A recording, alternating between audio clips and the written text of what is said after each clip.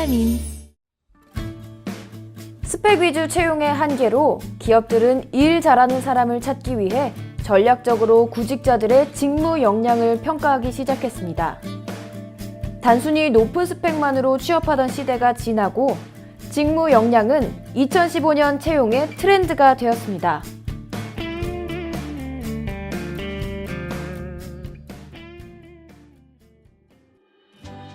(2015년) 하반기부터 삼성은 기존의 3단계 전형의 직무 적합성 평가와 창의성 면접을 신설해 채용 과정에서 직무 적합도 평가를 강화하기로 했습니다.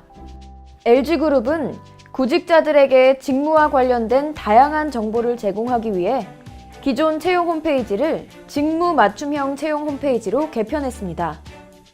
올해 상반기 공채에서도 자기소개서 항목을 통해 지원 직무에 대한 지원자의 관심과 역량을 알아보고자 했습니다.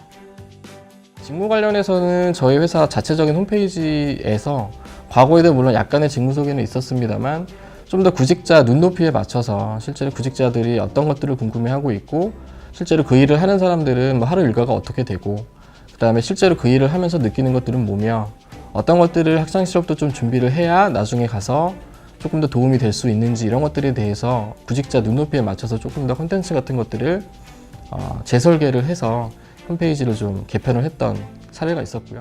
SK그룹은 2015년 상반기 채용 전형부터 사진, 외국어 성적, 해외 연수 경험, 수상 경력 등 스펙 관련 항목을 완전히 없앴습니다.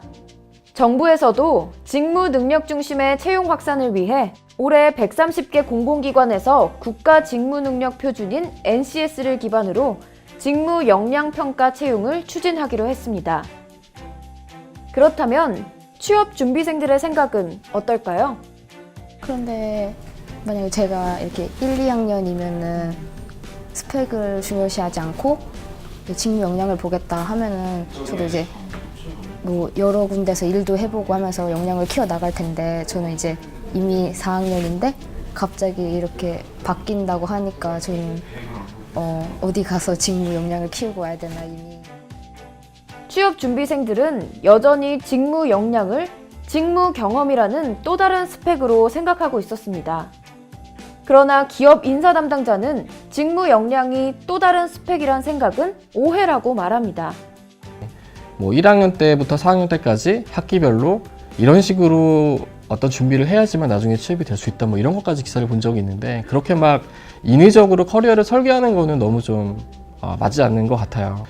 내가 실제로 나를 돌아봤을 때 내가 관심 있었는 게 무엇인지 그리고 내가 실제로 남들보다 조금 더 잘할 수 있는 부분은 무엇인지를 한번 곰곰하게 생각을 해보고 그 해당 지원하고자 하는 분야가 있다면 실제로 그 분야가 그 직무가 어떻게 회사에서 운영이 되고 있는지 실제로 그 일은 어떤 것들인지에 대한 정보를 좀 알고서 지원을 하는 것들이 좀 필요할 것 같습니다.